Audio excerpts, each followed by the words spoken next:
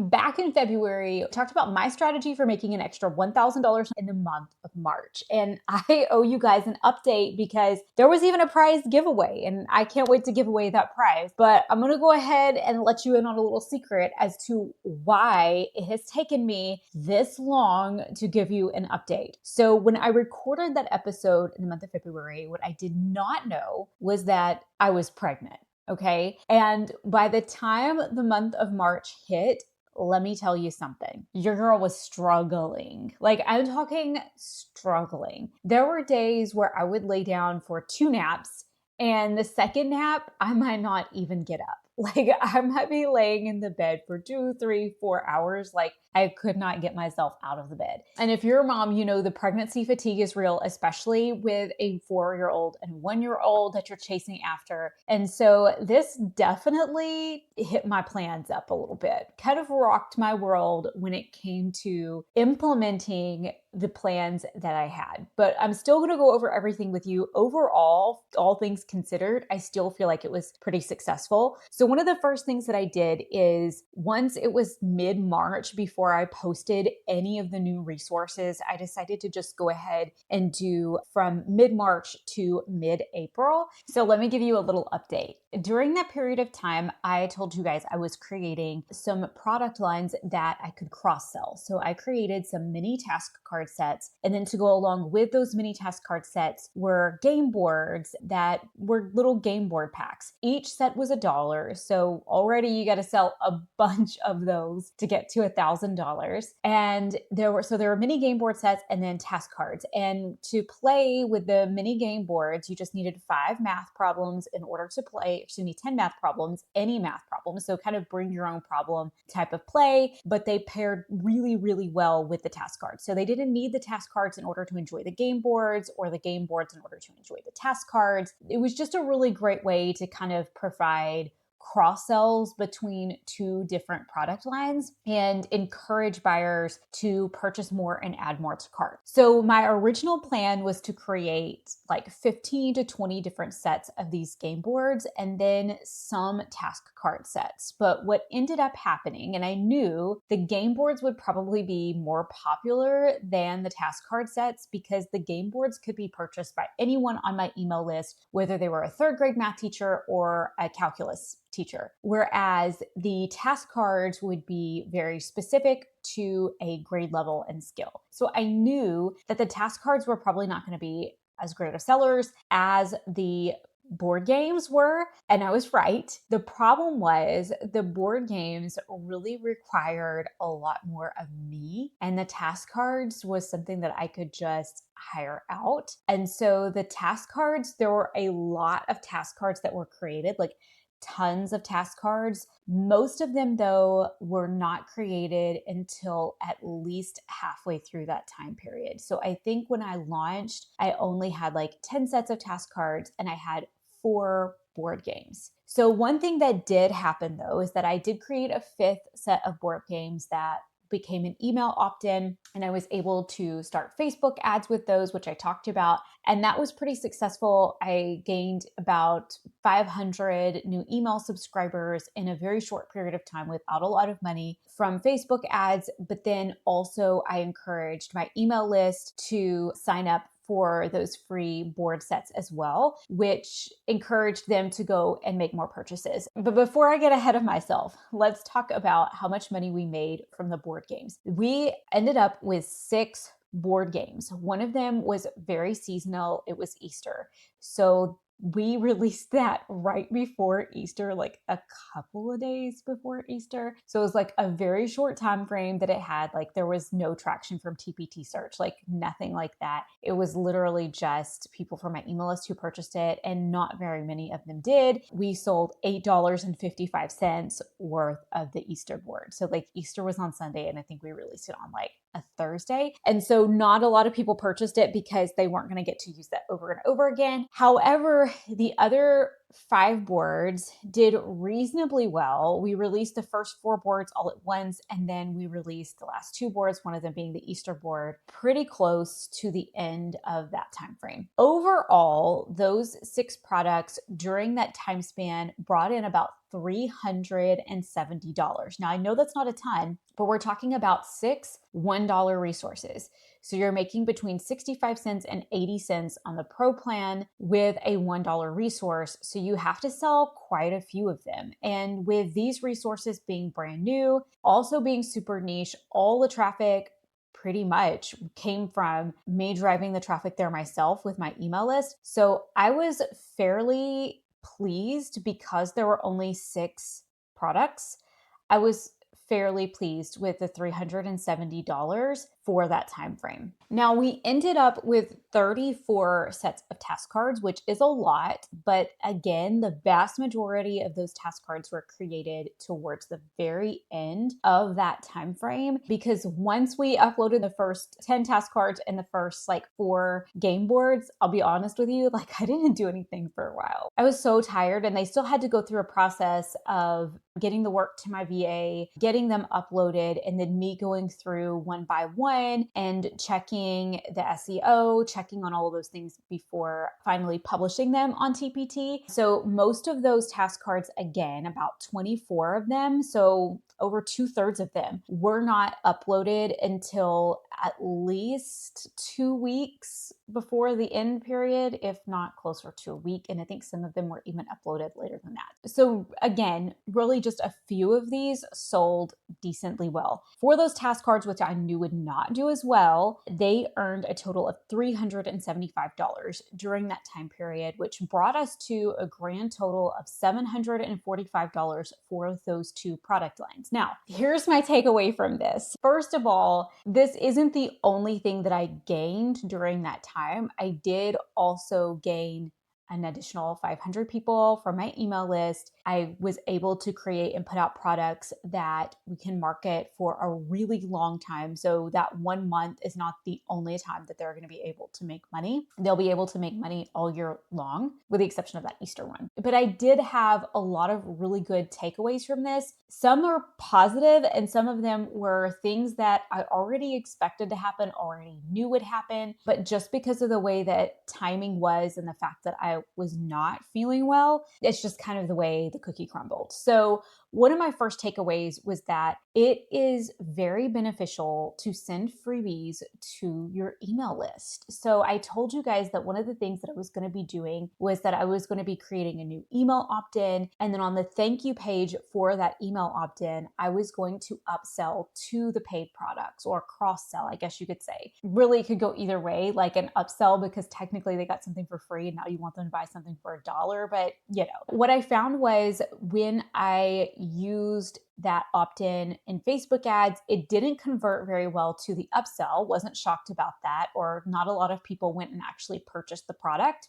But when I sent that freebie to my email list and they opted in, I had them opt in, which I do get that question quite a bit of should I just send the freebie to my email list since they're already on my email list, or should I have them opt in? I say it doesn't really matter if there's no upsell afterwards, but if there's an upsell afterwards, then have them opt in. So in this case, when I sent the freebie out to my email list and then they ended up on that thank you page, I ended up selling, and this is not a lot, you guys, but I sold about 35 sets of those game boards from people who were already on my email list who opted in to get the free set of boards, and then they went ahead and purchased some more. So again, this isn't a lot. It made me a little less than $30, but it is money that I wouldn't have had otherwise. So you might as well have them opt in. And if this product had been more than $1, then it probably would have made me even more money. And this was not a huge shocker to me, but it was something worth noting, is that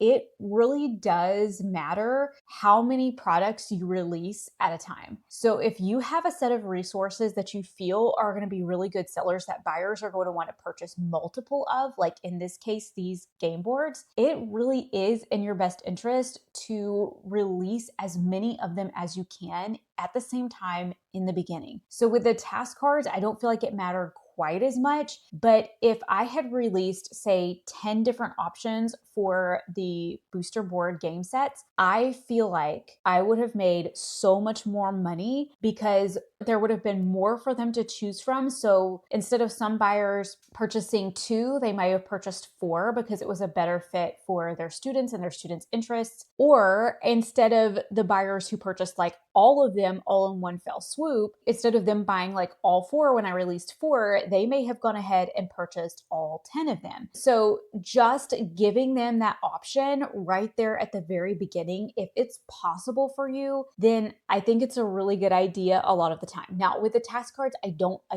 really feel like it mattered that much. But with those board games, while they're in the buying mood and if they're interested in buying sets, then it can be really helpful for them to just go ahead and have more options to choose from straight away in the beginning. The other thing is spend a lot of time, and this one is someone that it just couldn't be avoided. It was just the way that things happened with what one product line needed from me versus the other product line could be done completely without me for the most part. But really, it's important to spend time focusing on the things that are making you money. So if I had flip-flopped that and I had done, you saw 6 resources made as much, if not more money, like a little bit more money, I think, than 34 resources. So those 6 products cost me less money to make, took a little bit more of my time, but that was only because they were more labor intensive. But if you're creating all your own products, it takes about as much time. So if I could create 6 products and make just as much money as if I created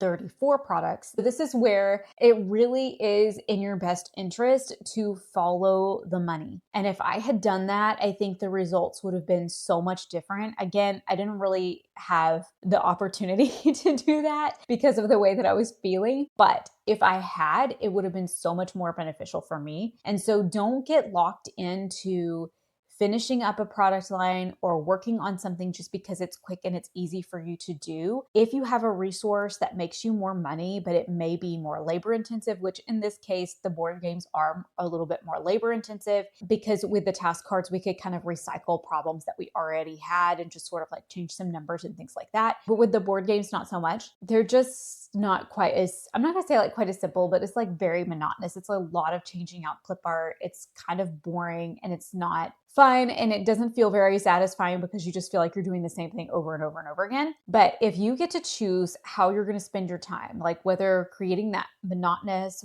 boring, mind-numbing product or maybe like extremely labor-intensive product that is going to make you more money, really spend time following the money. A third thing that I had to relearn is that you really need to give yourself grace during different periods of your life. So there are seasons where you are going to be unable to do all of the things that you want to do in your TPT business. And if we're being honest, that's most of life. Like most of life, we're not really able to do all the things that we want to do in our TPT business, but there are some seasons where it really is impossible to do everything that you want to do without burning yourself out, pushing yourself in ways that are not healthy, or without losing sleep or stressing yourself out. And so that's one of the things that I have to relearn pretty regularly. But at this stage in my life, I've been there, done that before. Like this is my 3rd pregnancy, which I'm really grateful for. And it's the same way every time. And so I know there is a fairly lengthy period of time from the time that I get pregnant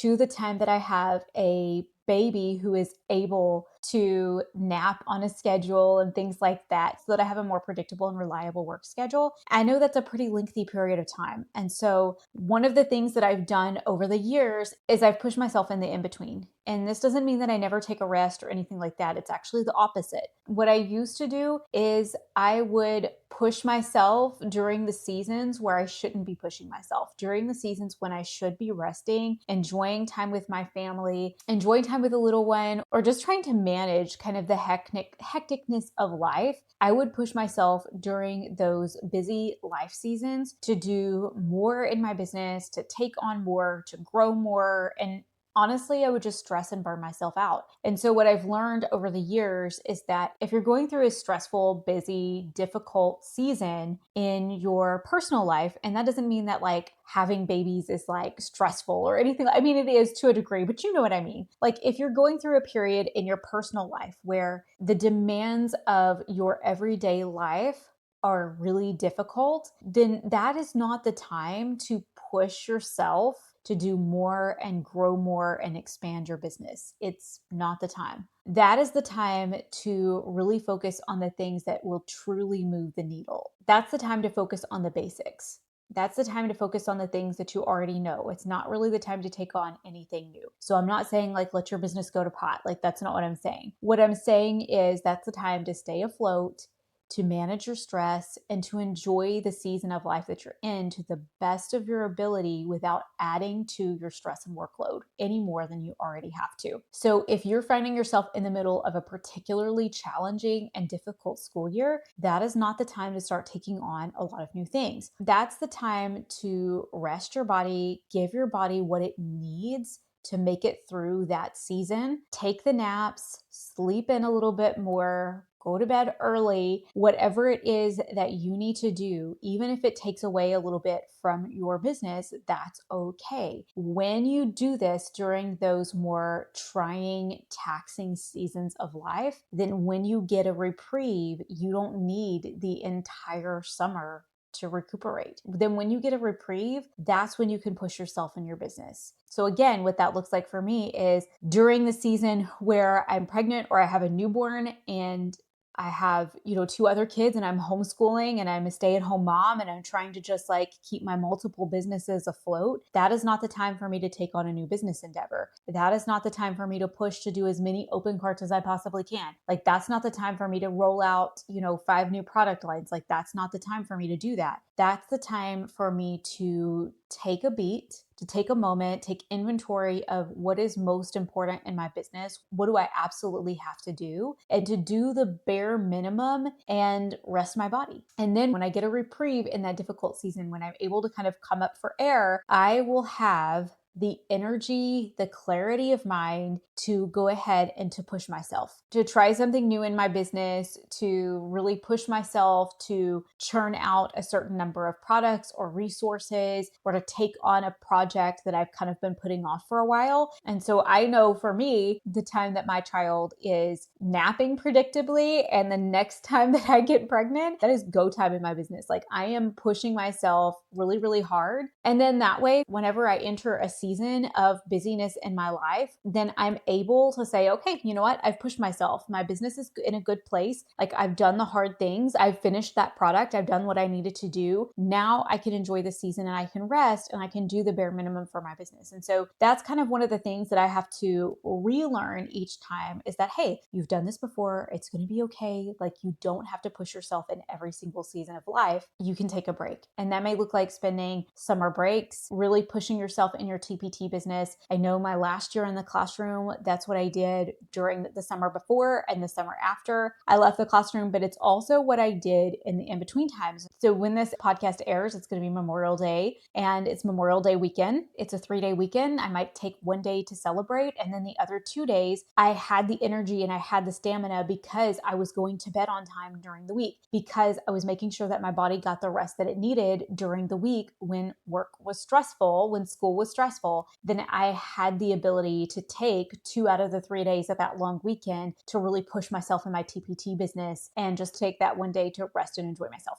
So lots of takeaways from this, and hopefully this helps you with your next product launch. And if nothing else, maybe it'll make you feel like, you know what, if my product launch did not go as planned or life got in the way for me too, then you know what, that's okay. It happens to all of us. What we're going to be doing over this next coming week is, so many of you guys commented on the last video to guess how much money I was going to make during that week. And be honest with you, I don't think anybody guessed as low as whatever it was, $745 or something like that. I don't think anyone guessed that low. I think so many of you guys like really believed in me, which I appreciate, but I also had that feeling of like, I'm going to let them down. But I know you guys are not going to be disappointed. I know that's silly, but we're going to go through the comments. We will find the person who is either the lowest guesser or actually just the closest to that number. So we're gonna have to kind of bend the rules a little bit because I think we said closest without going over, but in this case, I'm pretty sure everyone guessed over. So the person who believed in me the least, you're gonna win. No, I'm just kidding. I mean, it's true, but it's okay. So we'll spend this coming week sifting through all of those comments and the submissions that were emailed in as well. And we will contact you with your prize this coming week. Thanks so much for being here, you guys. If you enjoyed this video, be sure to like it and subscribe. I put out weekly content to help you grow your TPT business in a way that's purposeful and sustainable. Thanks so much for being here. I'm going to see you guys right back here in the next video.